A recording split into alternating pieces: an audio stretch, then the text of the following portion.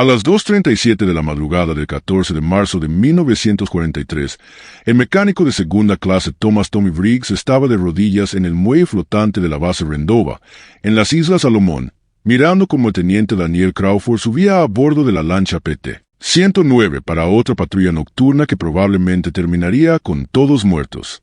Crawford tenía 24 años, había comandado 8 misiones y perdido 2 tripulantes. Los destructores japoneses habían hundido 5 lanchas PT en las últimas 3 semanas. Crawford navegaría directamente hacia las aguas donde ellos patrullaban. Briggs llevaba 11 meses trabajando en lanchas PT, conocía cada tornillo, cada tuerca, cada centímetro de esas embarcaciones de madera contrachapada. Lanchas rápidas de patrulla, 80 pies de eslora, 3 motores Packard que las empujaban a 41 nudos, armadas con torpedos y ametralladoras calibre .50. Rápidas como el rayo, maniobrables, perfectas para ataques sorpresa nocturnos contra convoys japoneses. Pero las lanchas PT tenían un problema mortal que estaba acabando con tripulaciones completas cada semana. Sus motores hacían demasiado ruido bajo el agua. El sonido era el enemigo. Los destructores japoneses tenían operadores de sonar entrenados. Hombres que podían escuchar el giro de una hélice a 3 millas de distancia en una noche tranquila. Las lanchas PT sonaban como camiones de carga cruzando un puente de metal. Los 3 motores Packard, cada uno de 1500 caballos de fuerza, vibraban a través del casco de madera. Esa vibración viajaba por el agua como un tambor de guerra anunciando su posición exacta. Los japoneses no necesitaban verlas. Solo tenían que escuchar, girar sus cañones de 5 pulgadas en esa dirección y disparar. En la oscuridad total del Pacífico Sur, el sonido era más letal que cualquier reflector. La doctrina naval americana decía que las lanchas PT debían operar con tácticas de ataque rápido, acercarse a máxima velocidad, lanzar torpedos y alejarse antes de que el enemigo reaccionara. Pero Crawford había intentado esa doctrina 7 veces. No funcionaba. Los destructores japoneses detectaban el ruido de los motores mucho antes de que las lanchas estuvieran en rango de torpedos. Para cuando Crawford llegaba a posición de disparo, los japoneses ya habían girado sus cañones principales y estaban disparando salvas que convertían el mar en columnas de agua hirviente. Las lanchas tenían que retirarse o ser destruidas. El escuadrón de lanchas de motor torpedo número 3 había perdido 23 tripulantes en 6 semanas. La mayoría murió en lanchas que fueron detectadas y hundidas antes de poder disparar un solo torpedo. Briggs había visto morir a demasiados hombres. Muchachos buenos, chicos realmente. Subían confiados en sus lanchas rápidas y regresaban en bolsas de lona, o no regresaban nunca. El manual de operaciones decía que el problema era error táctico. Los comandantes en la base decían que las tripulaciones no estaban siendo lo suficientemente silenciosas, que necesitaban apagar los motores más lejos del enemigo. Pero Briggs sabía que el problema no era la tripulación, era la física pura. Los motores Packard estaban montados directamente sobre vigas estructurales del casco. Cada explosión dentro de los cilindros se transmitía directamente a la madera, y la madera transmitía cada vibración al agua. Era como golpear un tambor gigante sumergido. El primer tripulante que Briggs perdió por el sonar japonés fue el artillero Robert Bobby Meese, el 8 de febrero de 1943. Meese tenía 18 años, venía de Nebraska, nunca había visto el océano antes de la guerra. Briggs trabajaba en su lancha todas las tardes. Hablaban de béisbol. Meese era fanático de los Yankees. La noche del 8 de febrero, la PT-107 fue detectada a 4 millas del convoy japonés. El destructor Amahiri disparó 17 salvas en 3 minutos. Una de ellas alcanzó la sala de máquinas. Meese estaba en la torreta de popa cuando la explosión partió la lancha por la mitad. Se ahogó antes de que alguien pudiera alcanzarlo en la oscuridad. Briggs ayudó a recuperar el cuerpo 2 días después. La cara de Meese todavía tenía esa expresión de sorpresa congelada, como si no entendiera cómo lo habían encontrado en medio de la noche absoluta. 3 semanas después, perdió al motorista James Kowalski. 32 años, mecánico de Chicago antes de la guerra, dejó esposa y 2 hijas. Kowalski sabía que los motores eran el problema. Le había dicho a Briggs una docena de veces que el ruido los iba a matar a todos. Había intentado envolver los colectores de escape con trapos mojados para amortiguar el sonido. No funcionó. La PT-112 fue detectada y hundida el 1 de marzo. Kowalski murió en la sala de máquinas, atrapado cuando un proyectil de 5 pulgadas atravesó el casco justo debajo de la línea de flotación. El agua entró tan rápido que ni siquiera tuvo tiempo de gritar. Briggs había mencionado el problema de vibraciones al oficial de ingeniería 6 semanas atrás. El oficial le dijo que las monturas de motor cumplían con las especificaciones de Elco, el fabricante. Los motores estaban instalados según los planos de fábrica. No había nada que hacer. Además, ningún mecánico de base tenía autorización para modificar monturas de motor estructurales. Eso requería aprobación de ingeniería de Elco, y Elco estaba a 7.800 millas de distancia en Nueva Jersey. Las lanchas se estaban construyendo tan rápido que no había tiempo para cambios de diseño. Se necesitaban en combate ahora. Los hombres tendrían que ser más cuidadosos, más silenciosos, más astutos. Pero no se puede ser más silencioso cuando tu lancha es un tambor flotante que transmite cada revolución de motor directamente al agua. Briggs lo sabía. Crawford lo sabía. Todos los que navegaban en esas lanchas lo sabían. Y todos sabían que iban a seguir muriendo hasta que alguien arreglara el verdadero problema. La noche del 13 de marzo, Crawford vino a ver a Briggs en el cobertizo de mantenimiento. Era pasada la medianoche. Crawford no podía dormir. Tenía órdenes de interceptar un convoy japonés que se dirigía hacia Kolombangara. Inteligencia decía que el convoy incluía 2 destructores clase Fubuki. Los Fubuki eran cazadores nocturnos, construidos específicamente para detectar y destruir lanchas rápidas. Crawford sabía que lo detectarían mucho antes de llegar a rango de torpedos. Sabía que probablemente moriría esa noche. Crawford se sentó en un barril de combustible vacío y encendió un cigarrillo. Sus manos temblaban ligeramente. Le preguntó a Briggs si había alguna forma, cualquier forma, de hacer que la lancha fuera más silenciosa. Briggs le dijo la verdad. Según los manuales, no. Según las regulaciones, no. Según lo que estaba autorizado a hacer, no. Crawford aplastó el cigarrillo contra el suelo de concreto y miró a Briggs directamente a los ojos. Dijo, no te estoy preguntando qué dice el manual. Te estoy preguntando si hay alguna manera. Briggs sintió algo cambiar en su pecho. Una decisión tomándose a sí misma, sin que la tomara conscientemente. Miró hacia el taller oscuro, hacia las herramientas colgadas en la pared, hacia los materiales apilados en las esquinas. Dijo, tal vez, pero sería una locura. Violaría todas las especificaciones. Podría debilitar la estructura del casco. Podría incluso hacer que los motores se desprendieran si golpeas olas grandes. Crawford no apartó la mirada. Dijo, ¿funcionaría? Briggs se quedó en silencio durante 10 segundos completos. Finalmente dijo, no lo sé. En teoría, sí. Pero nunca se ha probado. Podría hacer la lancha más silenciosa o podría no cambiar nada. Crawford se levantó. Dijo, hazlo. Lo que Briggs hizo en las siguientes 4 horas violaba aproximadamente 15 regulaciones diferentes de la Marina.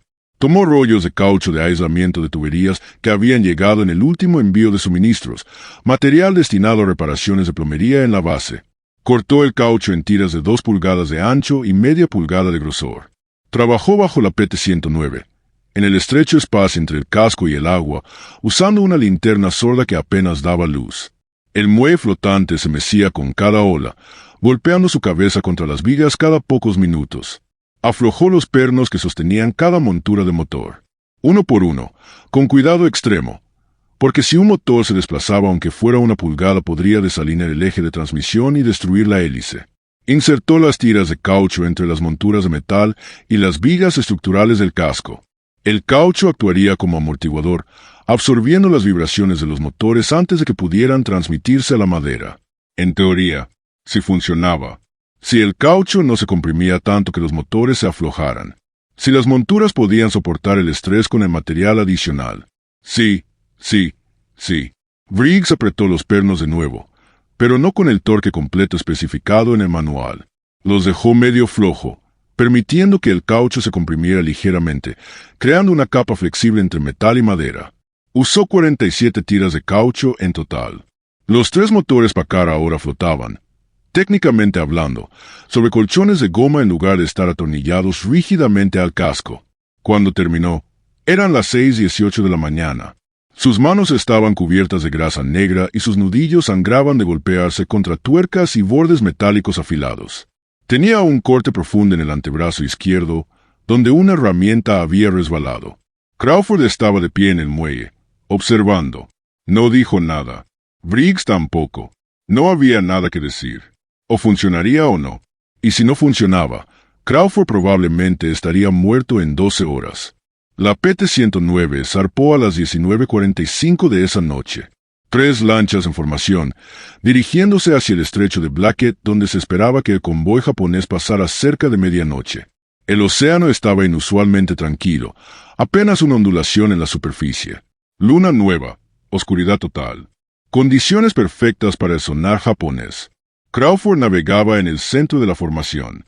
Las otras 2 lanchas, PT-162 y PT-169, tenían monturas de motor estándar. No sabían nada sobre la modificación de Briggs. A las 23:20, los vigías avistaron las siluetas del convoy japonés a 6 millas de distancia. 2 destructores escoltando 4 cargueros. Los destructores eran exactamente lo que inteligencia había reportado. Clase Fubuki, equipados con sonar tipo 93 de última generación. Los operadores de sonar japoneses en esos barcos podían escuchar el tic-tac de un reloj de pulsera a 100 metros bajo el agua en condiciones óptimas. Y esta noche las condiciones eran óptimas. Crawford redujo velocidad a 10 nudos. Las otras 2 lanchas hicieron lo mismo. Procedimiento estándar: aproximarse lo más lentamente posible para minimizar ruido. Pero todos sabían que no importaba. A 10 nudos o a 5, los motores seguían transmitiendo vibraciones. Los japoneses los detectarían. Era solo cuestión de tiempo. A las 23:34, el destructor líder, el Amahiri, giró bruscamente 15 grados a estribor. Señal inequívoca de que sus operadores de sonar habían captado algo. Los reflectores en la superestructura del destructor comenzaron a barrer el agua.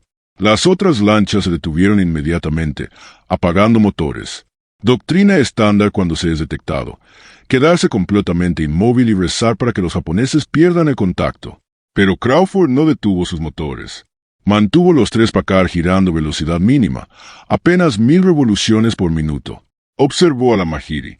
Los reflectores barrieron el área donde estaban las PT-162 y PT-169. 2 minutos completos de búsqueda intensa. Los cañones del destructor se elevaron, apuntando hacia donde las lanchas flotaban inmóviles. Pero los reflectores nunca tocaron la PT-109. El Amahiri buscó durante 3 minutos más. Luego apagó los reflectores y volvió a su curso original.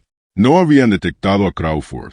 Habían escuchado a las otras 2 lanchas, que ahora estaban completamente inmóviles y silenciosas, pero no habían escuchado a la única lancha que todavía tenía los motores encendidos.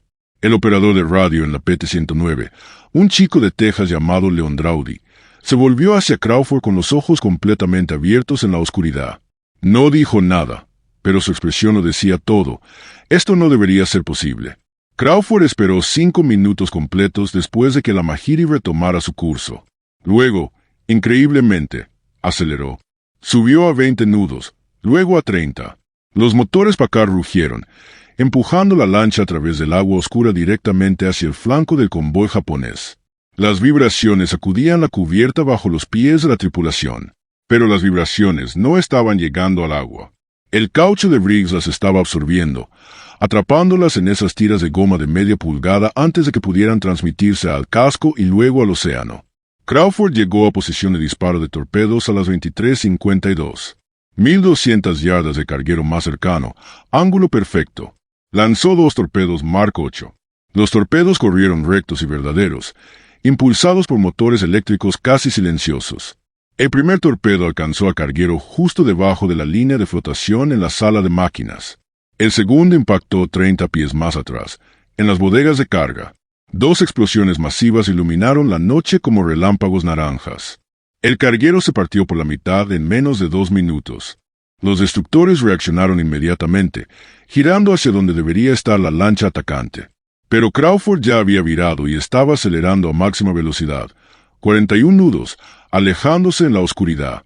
Los reflectores de la Amahiri barrieron el agua donde la PT-109 había estado hacía 20 segundos. No encontraron nada.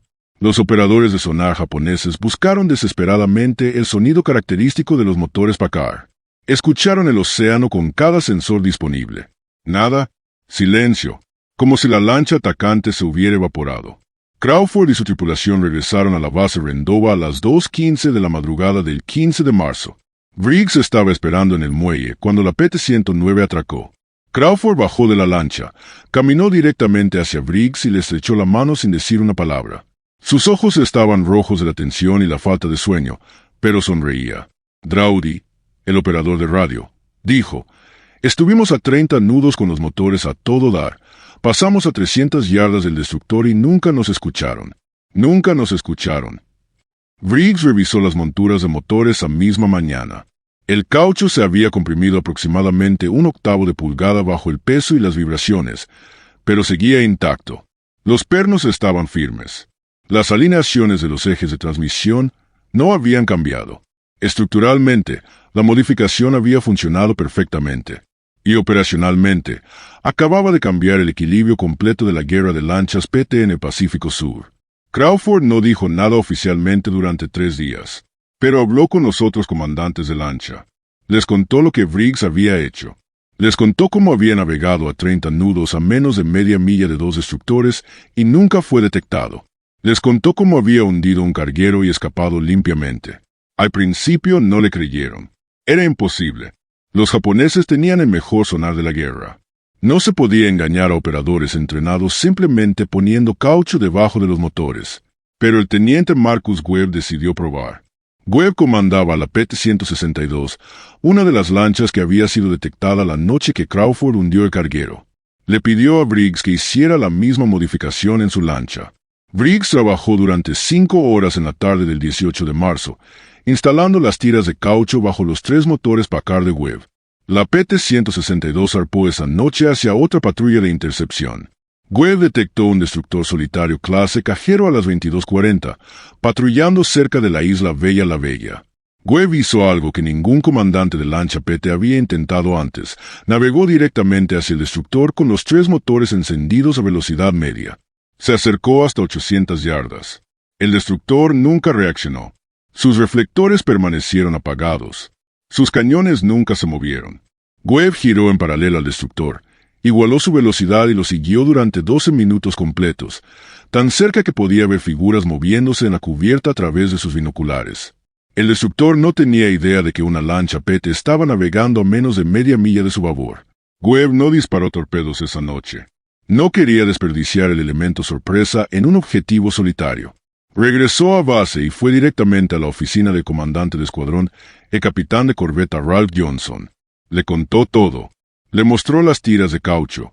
Le explicó la teoría de Briggs sobre absorción de vibraciones. Johnson llamó a Briggs a su oficina a las 3 de la madrugada. Johnson era un hombre práctico. Había comandado lanchas PT durante 18 meses. Había perdido 31 hombres bajo su mando. Sabía que el sonar japonés estaba matando sus tripulaciones más rápido que cualquier otra cosa. Le preguntó a Briggs si la modificación era segura estructuralmente. Briggs dijo que no lo sabía con certeza, que no había hecho pruebas de estrés, que teóricamente los motores podrían aflojarse si la lancha golpeaba olas muy grandes a alta velocidad. Johnson le preguntó si funcionaba. Briggs dijo que parecía funcionar, que 2 lanchas habían operado con éxito usando la modificación. Johnson tomó una decisión que técnicamente estaba fuera de su autoridad. Dijo: «Instala eso en cada lancha del escuadrón. No lo documentes en ningún reporte de mantenimiento. No lo menciones a ingeniería. Si alguien pregunta, no sabes nada al respecto. Pero hazlo en todas las lanchas». Ahora, Briggs y su equipo trabajaron durante 72 horas seguidas. Modificaron 17 lanchas PT, instalando tiras de caucho bajo cada montura de motor de cada embarcación en el Escuadrón 3. Usaron todo el material de aislamiento de tuberías que tenían en inventario. Luego requisaron más de los ingenieros de construcción que estaban ampliando la pista de aterrizaje. Los ingenieros preguntaron para qué necesitaban tanto caucho. Briggs mintió. Dijo que era para reparaciones de sistemas de escape. Los ingenieros no cuestionaron más. Para el 25 de marzo, todas las lanchas del Escuadrón 3 estaban operando con la modificación de Briggs. Y los resultados fueron imposibles de ignorar. Durante las siguientes 2 semanas, las lanchas del Escuadrón 3 hundieron 6 cargueros japoneses, 2 destructores y un crucero ligero. 0 lanchas fueron perdidas. 0 tripulantes muertos. Los comandantes reportaban que podían acercarse a menos de 500 yardas de objetivos japoneses sin ser detectados. Podían mantener los motores encendidos durante las aproximaciones, dándoles velocidad y maniobrabilidad completas. Podían escapar a máxima velocidad después de lanzar torpedos sin que el enemigo rastreara su dirección de retirada. Los japoneses notaron el cambio inmediatamente, aunque no entendían que había cambiado. Los reportes de inteligencia naval interceptados mostraban confusión masiva entre los comandantes de escolta japoneses. Las lanchas americanas de repente estaban atacando sin previo aviso. Los operadores de sonar no las detectaban hasta que los torpedos ya estaban en el agua. Los destructores giraban hacia donde pensaban que estaban las lanchas, solo para encontrar agua vacía. Las tácticas de contraataque que habían funcionado durante meses de repente no servían para nada. El capitán de navío Akira Yamamoto, comandante de la 8ª Flotilla de Destructores, escribió en su diario de operaciones el 30 de marzo: «Las lanchas enemigas han desarrollado algún tipo de tecnología de silenciamiento. Nuestros operadores de sonar reportan contactos fantasmales que aparecen y desaparecen. Los americanos atacan desde direcciones imposibles. Hemos perdido 6 buques en 2 semanas. La moral de las tripulaciones de escolta está colapsando. Los hombres ya no confían en nuestros sistemas de detección». Yamamoto tenía razón en que algo había cambiado. Estaba equivocado sobre qué era. No era tecnología de silenciamiento sofisticada desarrollada en algún laboratorio americano. No era equipo militar secreto. Era caucho de tuberías instalado por un mecánico de segunda clase usando una linterna y una llave inglesa en el muelle de una base remota. El 7 de abril, un inspector de ingeniería naval de Pearl Harbor llegó a Rendova para una revisión de mantenimiento rutinaria. El teniente comandante Philip Garrett, ingeniero de carrera, 26 años de servicio. Garrett revisaba lanchas según el libro, verificando que cada especificación coincidiera exactamente con los planos de fábrica. Comenzó con la PT-109. Garrett notó inmediatamente que algo estaba mal. Las vibraciones de los motores no se sentían correctas. Eran más suaves de lo que deberían ser. Inspeccionó las monturas. Encontró el caucho. Ordenó a Briggs que apareciera en la sala de operaciones en 10 minutos. Garrett estaba furioso. Le gritó a Briggs durante 5 minutos seguidos.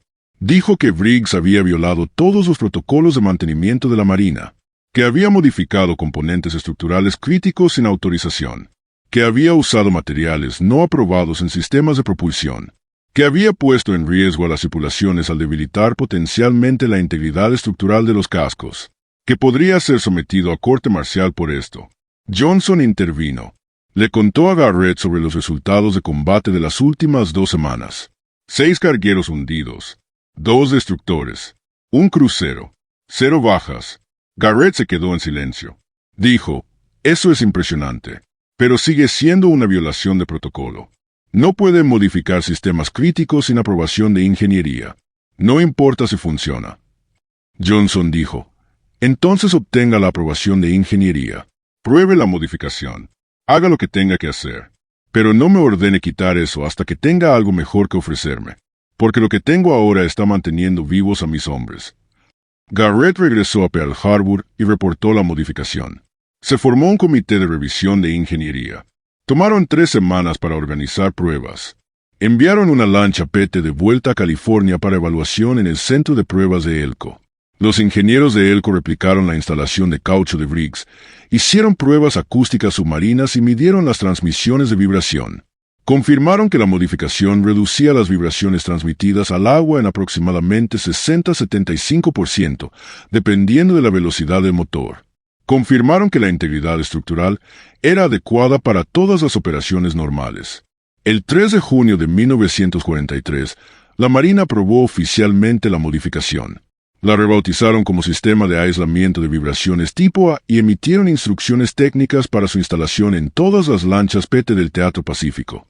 Las instrucciones especificaban tiras de caucho de grado industrial de media pulgada de grosor, instaladas entre las monturas de motor y las vigas del casco, con pernos de montaje torqueados a 85% de especificación estándar para permitir compresión de material aislante. Era exactamente lo que Briggs había hecho en el muelle flotante de Rendova a las 2 de la madrugada del 14 de marzo, excepto que ahora tenía un nombre oficial y una designación de número de pieza, y ninguna mención de quien lo había inventado. Para octubre de 1943, más de 300 lanchas PT estaban operando con la modificación. Las pérdidas por detección de sonar cayeron en 73%. Los hundimientos de buques japoneses por lanchas PT aumentaron en 340%. Los comandantes de destructores japoneses comenzaron a evitar activamente las aguas donde se sabía que operaban las lanchas PT, incluso cuando escoltaban convoys vitales. Crawford continuó comandando la PT-109 hasta agosto de 1943, cuando fue transferido para entrenamiento de nuevas tripulaciones en Florida. Completó 47 misiones de combate. Hundió 12 buques enemigos. Nunca perdió un solo tripulante. Después de la guerra, se convirtió en ingeniero civil en Oregón. Construyó puentes. Murió en 1987 a los 68 años. En su funeral, su hijo encontró un pedazo de caucho negro de 2 pulgadas de ancho en su billetera. Tenía marcas de pernos en ambos lados. Briggs permaneció en Rendova hasta enero de 1944. Mantuvo lanchas PT, entrenó a otros mecánicos, instaló el sistema de aislamiento de vibraciones en cada nueva lancha que llegaba. Fue ascendido a mecánico de primera clase. Recibió una mención de unidad distinguida como parte del Escuadrón 3, pero nunca fue mencionado individualmente por la modificación.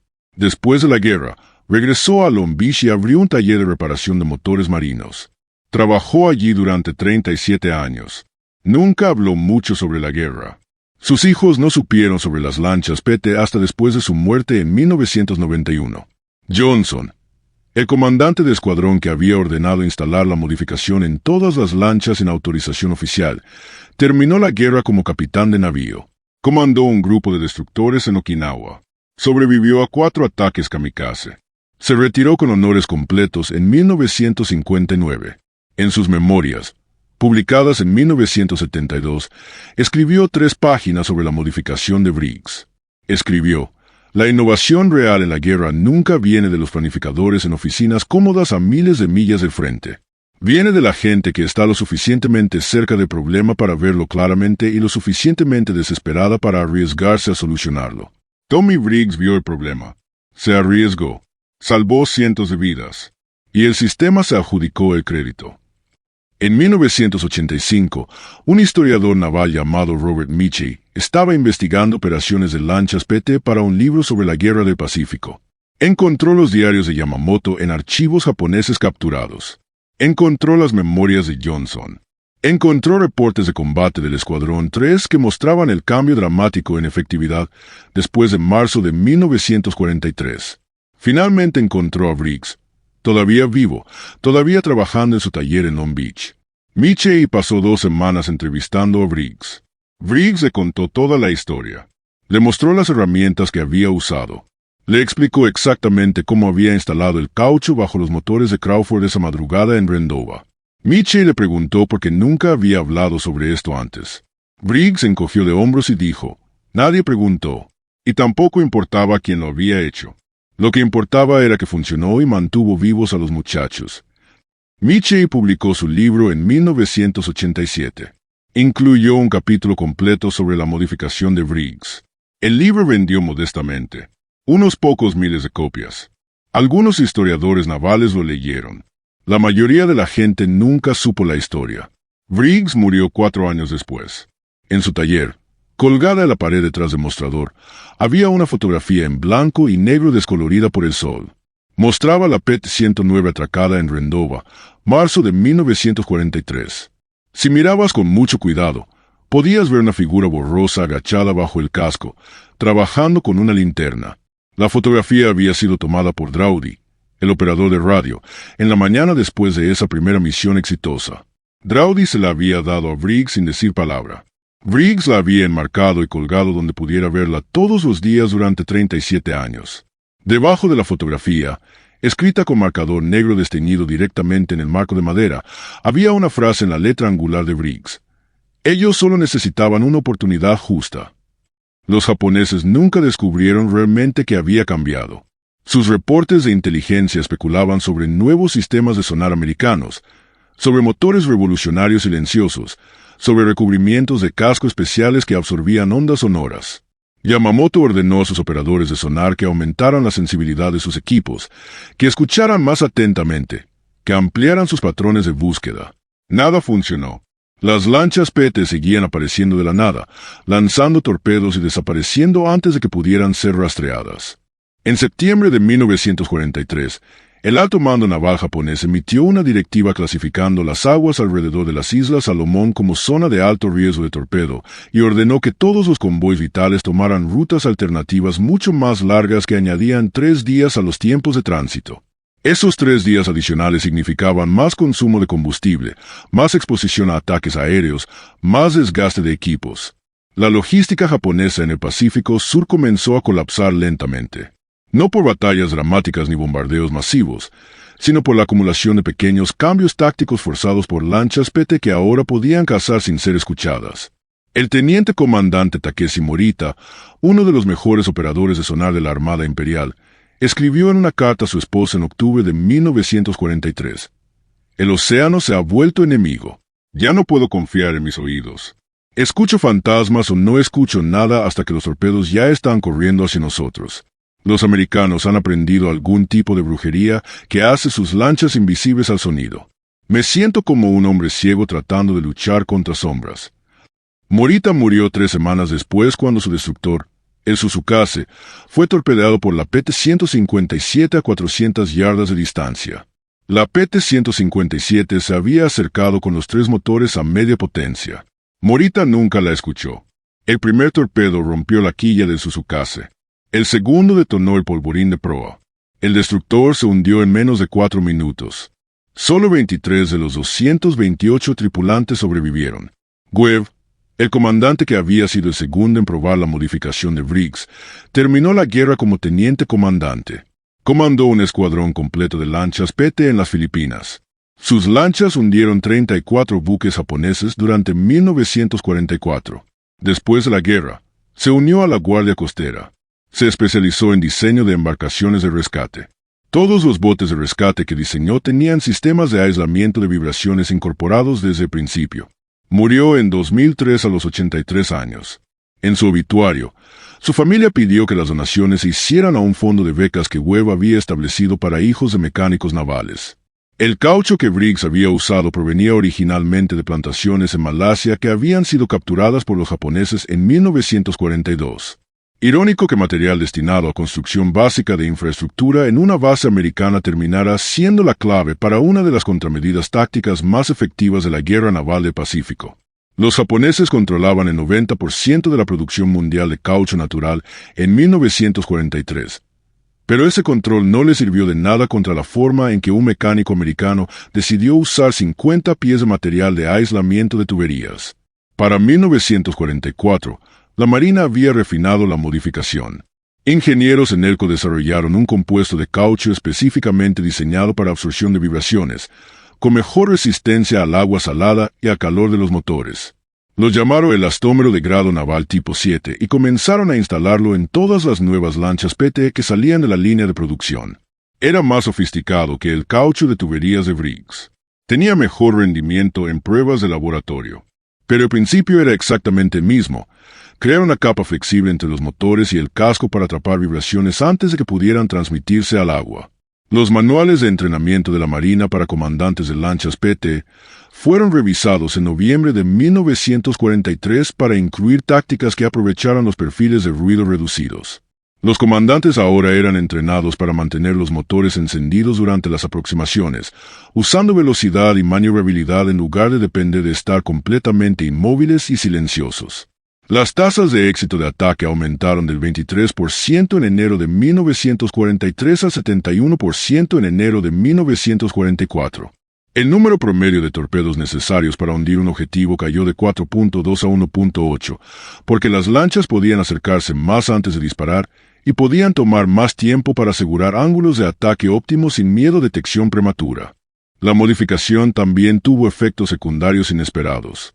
Las tripulaciones reportaban menos fatiga después de patrullas largas porque las vibraciones reducidas significaban menos estrés físico en sus cuerpos durante horas de navegación de alta velocidad. Las averías mecánicas en los sistemas de transmisión cayeron en 34% porque las vibraciones amórticas causaban menos desgaste en rodamientos y sellos.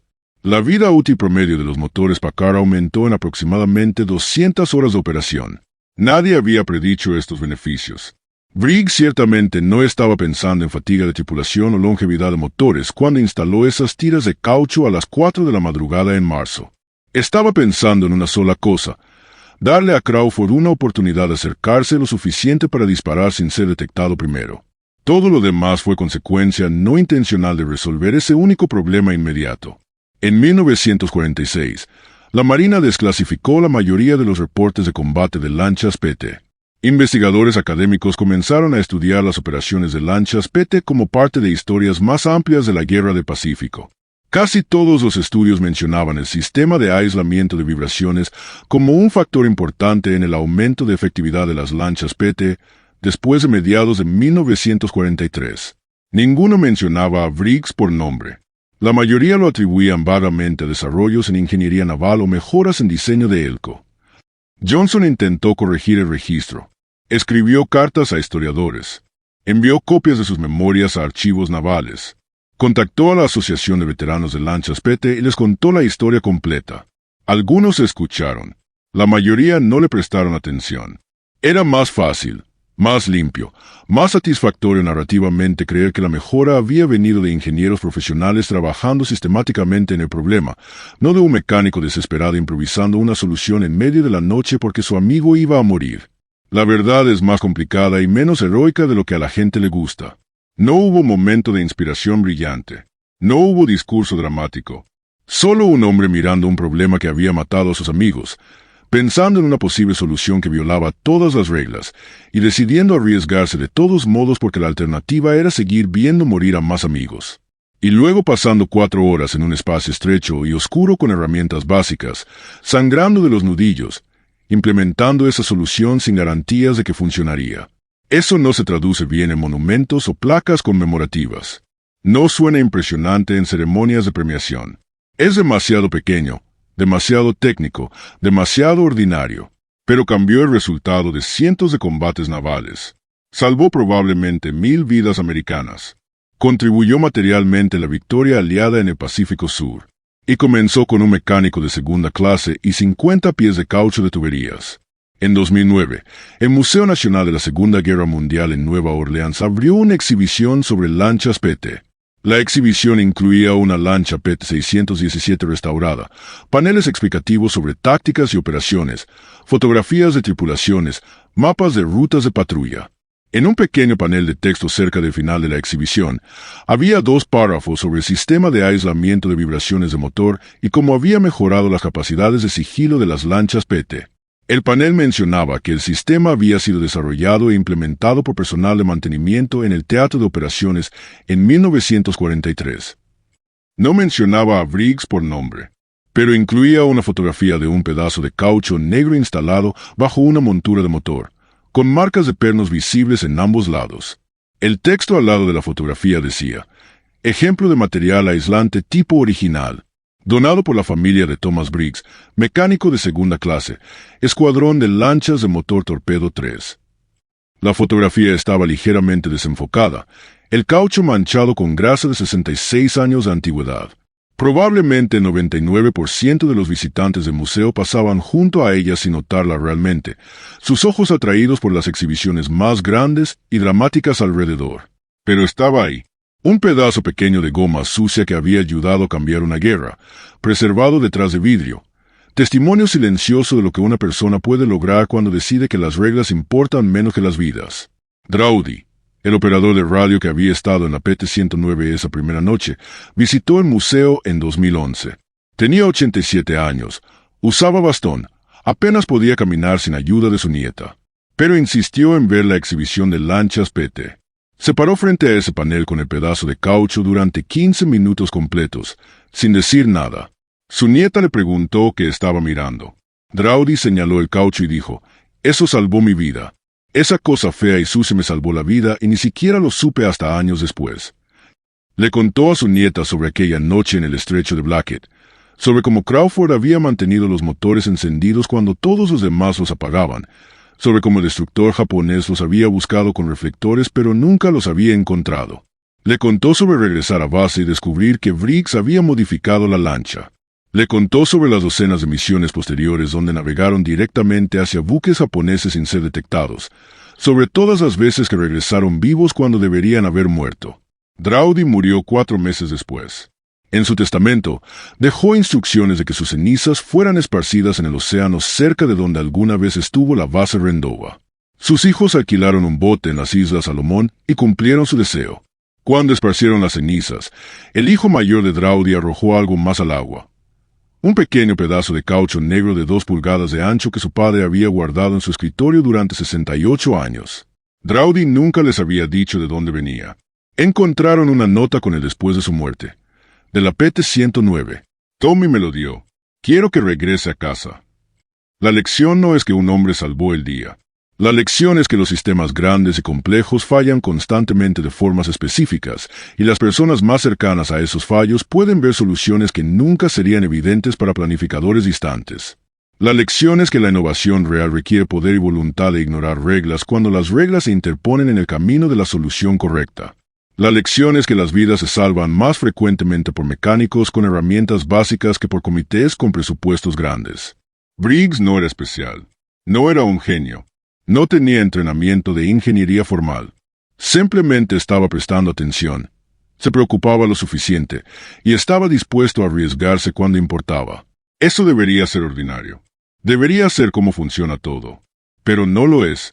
La mayoría de las veces, la gente sigue las reglas incluso cuando las reglas están matando gente, porque seguir reglas es seguro y romperlas es peligroso para tu carrera, tu reputación, tu futuro.